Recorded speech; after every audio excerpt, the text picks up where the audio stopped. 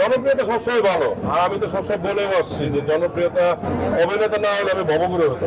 কাজ করি না, কারণ অনেক কাজ আমাকে নেয় না। সহজ কথা, মানে বলছে খাওয়াবে, কখন খাওয়াবে এটা জানি না, খাওয়ার পরে বলতে পারবো যে কেমন খাবার। ভাই আপনি একা আসলেন, ভাবিকে নিয়ে আসবেন না? ভাবিকে তো বলে নাই আমাকে একা বলছে। আর ভাবি তো আসলে নাট্য জগতের, মিডিয়া জগতের মানুষ, মানে কোনো ওপেনিং আমি চাই না, এটা আমার হয় না।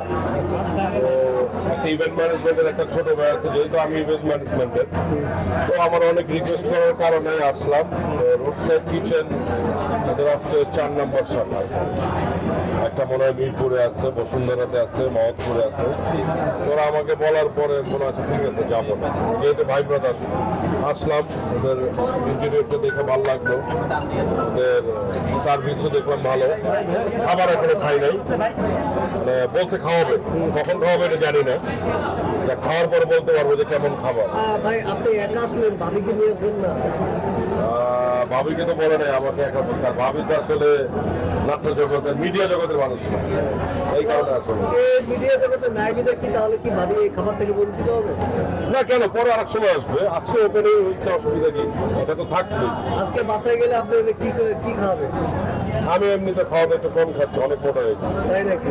তাহলে কি ভাবি আপনার যত্ন নিচ্ছে না? না, ভাবি হয়ে গেল, ভাবি যত্ন নিচ্ছে, আমার মা আছে, আমার বড় বোন আছে, আমার ছোট বোন, সবাই যত্ন নিচ্ছে। আমাকে একটু কাজের বিষয় দেয় যে ভাইয়া সামনে কি কাজ করছেন এবং কাজের ব্যস্ততা।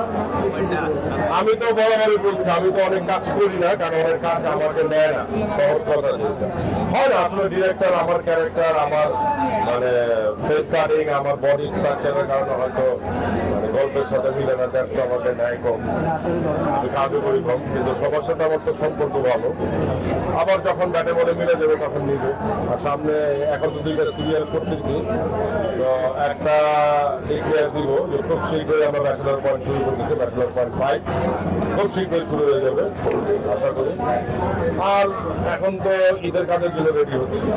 ভাই এই যে ব্যাচেলার পয়েন্ট, তারপরে হচ্ছে ফিল্মের পরে যে কাজগুলো করেছে, এতে জনপ্রিয়তা মানে আপনি মানে হচ্ছে উপরের দিকে আছেন, তো কোনটা আপনার কাছে সবচেয়ে ভালো লাগছে?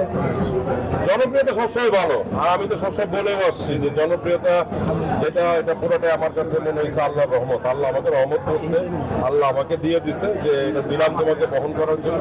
দেখি যতদিন পারি আমি ইনশাল্লাহ বহন করে যাবো। আপনি অভিনেতা না হলে কি হতো? অভিনেতা না হলে আমি ভবগুরু হতো। কেন? আমার পছন্দ ভবগুরু হয়ে থাকে, মানে যাযাবর যাকে বলে, যাযাবর হলে অনেক জায়গায় ঘোরা যায়, এটা না হইলে আমি যাযাবরই হতো। যাযাবর যদি হয়েই থাকতেন তাহলে কি গান টান এইসব?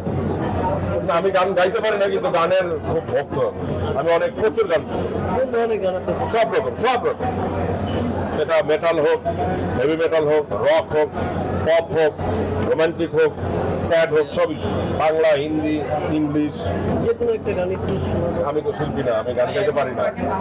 বর্তমান সময় ওয়েবসাইটগুলো খুবই ভালো যাচ্ছে, একটু কাজের বিষয়গুলো একটু ভালো কাজ হচ্ছে আলহামদুলিল্লাহ, মার্কেট বড় হচ্ছে। যদিও আমরা তো দেশ ছোট দেশ, কিন্তু মানুষ বেশি। কাজের মান ভালো হচ্ছে, ভবিষ্যতে আরো ভালো হবে। ওই সুযোগে যদি আমরা ভালো কাজ পাই, আমিও যদি ভালো একটা ডিরেক্টরের সাথে কাজ করতে পারি, তাহলে আমার জন্য খুব ভালো হবে।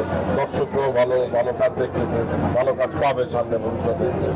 সংবাদ, ফিচার ও অনুষ্ঠানের জন্য ভিজিট করুন সংবাদ প্রকাশের ওয়েবসাইট এবং যুক্ত থাকুন ফেসবুক পেজ ও ইউটিউব চ্যানেলের সঙ্গে।